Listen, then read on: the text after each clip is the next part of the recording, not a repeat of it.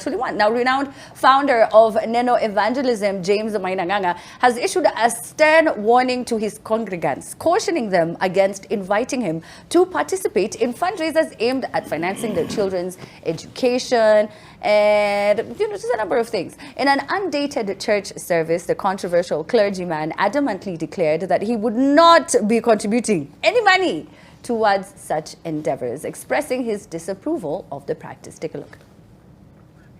All right, so we don't have the clip, but in case you did not see it, it's just him basically just being him, because when you watch a lot of the videos that circulate online,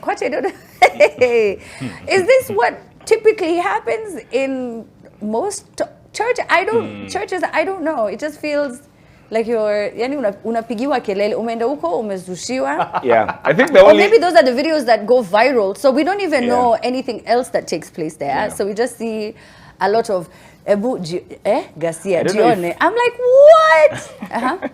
The only sensible thing that I understood is when I saw a trend started where people are going to Nganga's church as content consumption. Huh? That it's now a plug. It's entertaining. Tuendeni church ya Nganga. They're now doing it for Churchill show. So guys, yes, exactly. TikTok people are now doing it. People just want to go and experience what is this, because it looks unreal.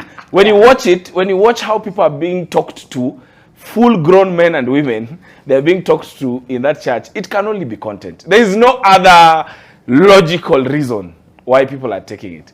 But the butt of this conversation is about contributions. As to whether someone who was born, went through primary for 8 years and pre-primary for 3 years is an emergency when they get to high school.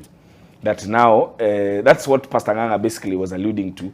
That ulijua, time huu mtoto alizaliwa, a child goes to Form 1 and 15, ulijua akizaliwa, that huu mtoto atakuja kuenda Form 1. Life is hard. Siku moja. But yes, I absolutely agree that, and this is not the first time we're having this conversation. There was some time back when this guy stole the child from Kenyatta National Hospital because he couldn't pay a bill of 16,000 shillings. And people had this conversation on Twitter as to whether see emergency mimba ikushtuangi inakupea 9 months ujipange. But there are guys who those 9 months, whatever they make, they eat. They have no savings. There are people who on the 9th month they don't have money for maternity. They never even went to clinic. It's important to realize that the scope that we have as middle class people, as people who have disposable income, is very different from the scope that a lot of people have. Last week, I was at a place, I was at a school in Embu County, and I'm looking at these kids and what they're eating, how they're going to school, and I am shocked that they're in the same education system as children in private schools here in Nairobi.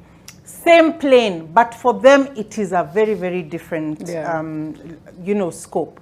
So sometimes you can sit and say, you had 9 months to plan, and after 9 months, your child was home for 4 years. But there are people who struggle for that 1,000 shillings, and when they get the 1,000 shillings, they have 3,000 shillings debt. So it is unfortunate, and with the kind of economy we have, the gap between the poor and the rich is so big.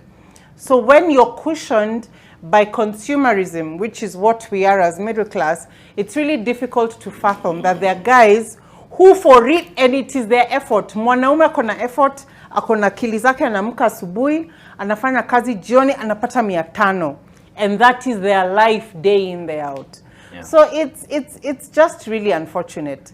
And the reason I'm saying that is there's so much disdain, especially from people who have disposable income, for guys who beg you for a life event. Please come and support me as I get married. Support me as I raise funds for my kids for school fees. You're like, kwani haujajipanga? I mean, it is just so, it's unfathomable for me to think that because you're seated somewhere and you're comfortable and you have cash and you have an ATM, that is everybody's life. Saidia kama unaweza. Yeah, don't be tone deaf. Yes, Mato? Yeah, it's more of the people, thanks to capitalism, people have lost the sense of community. Yes. And one, there is the loss of the sense of community, and then specifically in Nganga's case, we are trying to expect him to value something he has seen no value in, because he did not go through the full education system.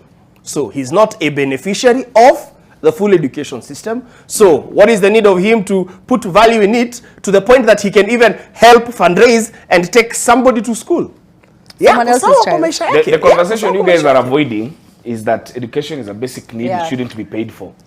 It shouldn't. It should But be free. unfortunately, We have to especially move now on, yeah. with the new rates for high school, it's ridiculous.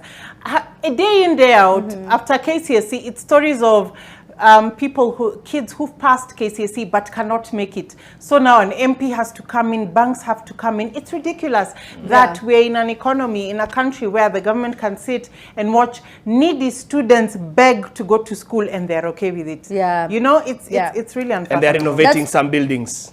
Many buildings, Macho. Yeah. Many buildings.